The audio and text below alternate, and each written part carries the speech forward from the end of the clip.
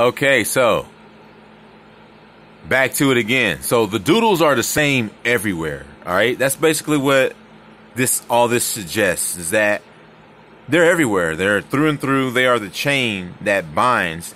And in, whether you're looking at a cell phone or anywhere else, it transcends into it like it's a world of its own, because the doodles exist in our world, which means that it would be parallel, creating multiple dimensions. Every time you see doodles on another platform, it's creating its own spin-off.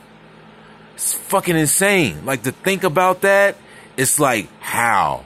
Which makes this reality even more elusive than the most greatest of fantasies. Like, this reality is nothing but a bunch of fantasy. And we think it's real. We think it's like regular. This place has probably looked like Adventure Time, and they just changed it and made it look like this kind of shit.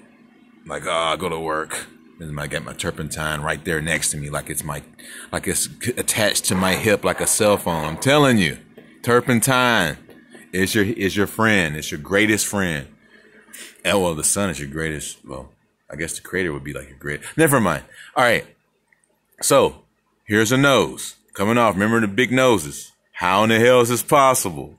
Boom, brow, windows to the soul, mouth. It immediately goes that and has a lip that comes out with a kind of like a tiki mask, and it looks like shiny and gold. But if you look at the below, you see like boom, boom, and then a bird beak. So it completely totem poles itself with the last remaining part connecting to the next part. So the bottom lip is now becoming the brow for the bird beak. And then this tiki mask here is dueling off of its eye. So every last little part connects to the next. So this eye that has these two eyes or whatever that forms it automatically pivots off of this one. Now this is a nose with a brow and a face forming off of his cheekbone here. Very interesting. I would suggest that the eyes would be up there in the shadow. And then since it would be turning itself, it would be still having its eyes in the shadow next, which means that my skills and my art and everything is completely guided to create these doodles perfectly. And there's nothing I'm thinking about it. I'm not thinking shit about it. That's absolutely unbelievable that I didn't plan that out myself. That is fucking astounding. I mean, this shit has got eyes in perspective. The one on the other side of this beak is going into perspective, and it's a completely different illustration now. It's a damn bird with a damn eagle thing going on the front of the top of the beak. Why is it not the bottom doing that? Why is it just like a goddamn eagle on the top of the beak? See how intentional that shit is? That is so fucking impossible that, the implications of that shit is just staggering. Oh my gosh.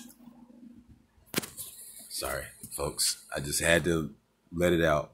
But I mean, I'm telling you, man, that shit's got the parts in the head like the trees. Like, this shit is literally showing me that this is a living doodle here that's formed in a freeze frame, stuck in a freeze frame between two conscious contours that passes an electrical signature from one set of contours to the next to form a full set of expressions.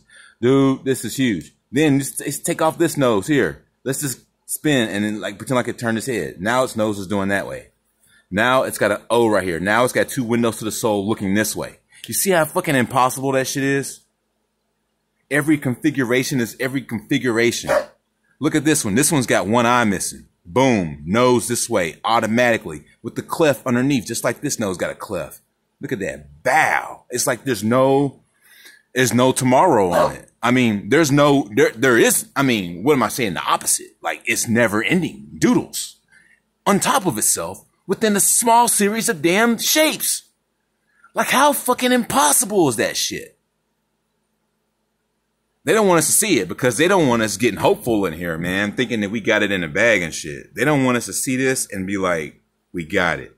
They don't want us to see it because we start seeing this woman, man, is somebody, they can't hurt her. So we just got to get with her.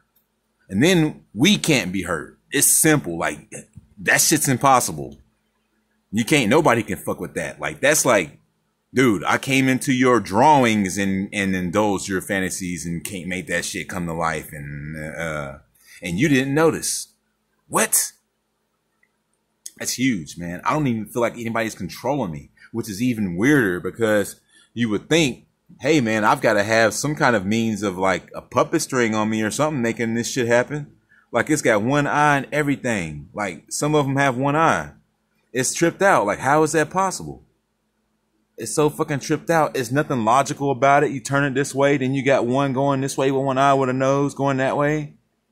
Two cheekbones on the side. It's like, it's just constantly, man. It's just consistent. It's, oh my gosh. It's unbelievable. And then on top of that, if you're staring into the third and a half dimensional space between the fourth, this shit's just going to start moving all together. And this motherfucker going to turn and look at you like, yo, want to play or something? It's tripped the fuck out. It's like, how? This is Grim Nasty TV over and out. And as we continue to go out of the fog, we will figure out how this shit works, because I'm sure in a nice tea conversation, she might tell us, cheerio, and stay awake.